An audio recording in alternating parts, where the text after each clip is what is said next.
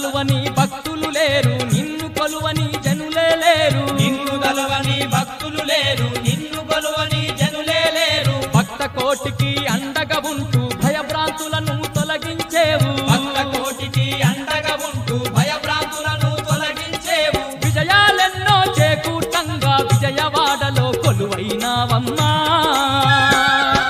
విజయవాడలో వెలసిన దుర్గమ్మ పౌర్ణమి రోజు సందర్భంగా అమ్మవారి గిరి ప్రదక్షిణ.